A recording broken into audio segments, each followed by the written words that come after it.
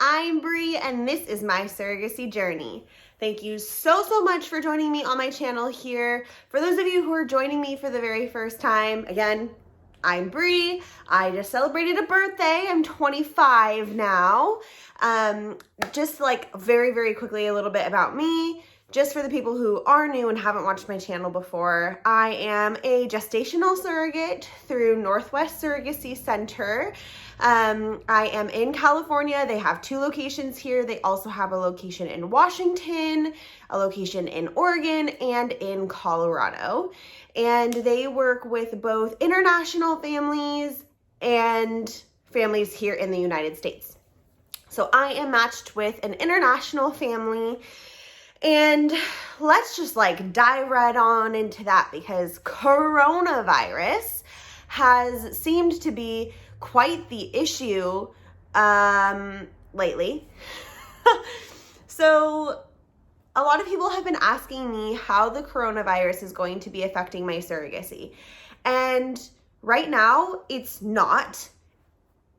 I saw one of my intended parents about a little over a month ago now, and he was actually not even in the country, in his home country, when the outbreak happened. They are from China, and he wasn't even there when the outbreak happened. He was actually on vacation, and then he went home very briefly, came here for the 20-week anatomy scan ultrasound, met me for the first time in person, which went wonderfully. That was in my 20-week bump date. If you guys haven't seen it, I talked a lot about that. And he went home and that was that. So they are, I mean, there's not really a whole lot to say. A lot of people have been asking me like, what does this mean when you deliver? And is he going to have to come early? And I'm 24 weeks. I'm due June 14th. So we still have quite a ways away. We have a little over 3.5 months until delivery day. So we have some time. I'm not stressed out about it. I am healthy. I have managed to stay healthy. He is healthy. Right now we have nothing to worry about. I have mentioned before that we may end up scheduling an induction, but right now we're just kind of letting the pregnancy progress a little bit because I am only just a little over halfway. So we're just letting it progress. We'll see what happens. If we schedule an induction, that will make things easier if he does have to come over and like be quarantined for 14 days, 2 weeks. Because right now he's planning on getting here June 1st. So the whole issue with like scheduling the induction is just not knowing when to actually schedule it, because normally if you're going to be scheduled for an induction, they would do it at 39 weeks. But I didn't make it to 39 weeks when I was pregnant with my son, who's a 1.5 years now. I was 38 weeks and 2 days actually when I went into labor, and I had him the next day at 38 weeks and 3 days. So it just makes scheduling an induction a little bit tricky. And we'll just have to, that's why we're just letting the pregnancy progress. We'll see how it goes. We'll get there when we need to. But right now, the coronavirus is not affecting me. It is not affecting my intended parents. It's not affecting my surrogacy, my pregnancy. It's not an issue.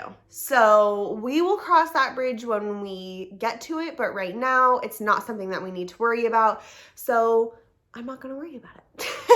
And then, like I said, I'm 24 weeks pregnant now. This is the 24-week bump. He's kicking like crazy now. He kicked me in my ribs for the first time last week, so that was new. And everything is going really well. We're actually starting to plan, which sounds crazy because we're 6 months out, but we're starting to plan Aiden's 2nd birthday, just because I am not like a huge party person. And both my husband and myself are both from split families, and it makes having parties a little bit difficult sometimes.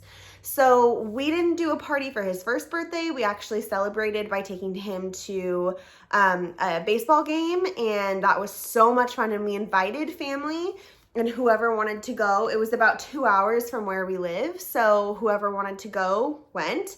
We tailgated and barbecued, had a cake, and then did the game, and it was so much fun. So this year, we're actually gonna do Disneyland. We're gonna do it a little bit later.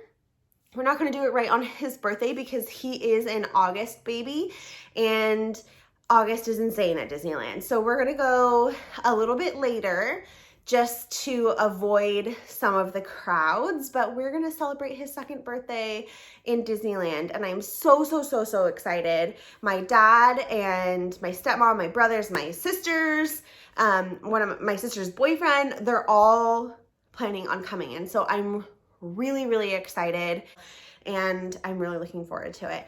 And I just I just wanted to be here already, but like there's so much that needs to happen between now and then. Like I'm gonna deliver a baby between now and then. So I guess I have to calm down a little. What was really exciting is Aiden started school. So he was in daycare from the time he was 2 months old and until he was 1. And then my mother-in-law actually retired. She sold her daycare, and since then, 2 days a week, he's been with her, having grandma time, and 1 day a week, my husband, Austin, was working from home with Aiden. It gets to a point, I mean, he's 18 months old, he's a year and a half, and he just needed more. He needed curriculum, he needed some structure, he needed to be learning new things and be active. He is a really smart little boy, and he enjoys having things to do, and he likes to stay busy. So, I mean, we have toys and stuff for him here, and when he's with grandma, of course, like she's an educator. She comes from childcare, but you know, she's grandma when she's with Aiden. They go and hang out with the horses and the dogs, and she has her own kids and foster kids, and so she's, you know, running back and forth and picking this kid up here and that kid up there, and you know, doing the normal mom thing. But Aiden was just ready for a little bit more. So this is his second week of school. Today was the first day of no actual tears when I dropped him off. Austin has the easy job because he picks up, and Aiden is super happy that daddy is there. I think I have the hard job because I drop off in the morning, and that's when he's sad. I was hoping that this week was gonna be better, but I wasn't sure if he was gonna just have a full-on meltdown today, because he's like, dude, I just had, you know, 4 days, and now I have to go back to school. I didn't know if he was gonna like full-on break down or if he was gonna be okay. Like, okay, obviously this is my new routine. And we gave his teacher a little present. So I think he was really excited to give his teacher a present, and he was really happy to give that to her. And he definitely got the pouty lip. He got really sappy and snuggly, and he got a little bit teary-eyed, but no actual crying, no actual tears happened. So I will take that, and hopefully he has a really great day today. A lot of people have been asking me lately when we want to have our second baby, because most of you know I have mentioned quite a few times that ideally, in a perfect world, Austin and I want to have a second baby the same way we had Aiden, just conceive naturally and birth the baby and voila. But I know that every pregnancy and delivery comes with risks. So, you know, hopefully everything goes smoothly, and I'm going to keep putting, you know, positive energy into the universe and hope that I receive that back. I want to continue having a healthy pregnancy. I want to have a healthy delivery, and I want no complications. I mean, that's what everyone wants. So I don't know when we're going to have baby number 2. And I don't know if we're going to do surrogacy again. This is the first time literally in my life that I haven't been able to say, in a year from now, I plan to be here. This is the first time in my life I haven't been able to say that. Now, I don't think that's a negative thing.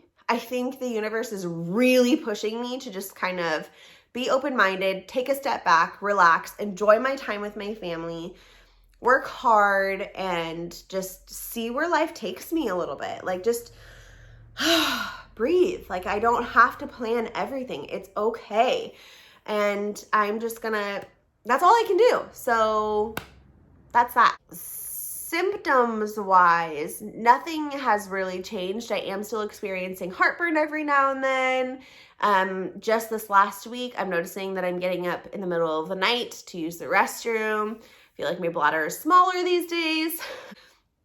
So far, so good, and I will take it while I've got it. So thank you guys so much for watching. For those of you who have watched my videos before, you know that I'm just trying to spread my message, spread awareness. I want surrogacy to be a conversation that is comfortable and open, free-flowing, and it doesn't have to be weird or awkward. And here I am, sharing my story. I am not an expert in any way, shape, or form about surrogacy. This is just my own personal experience, and I hope that you have been able to learn something from it, just like I have been able to learn so much stuff in this experience. So thank you so much for watching, and I will see you in my next video. Bye, guys.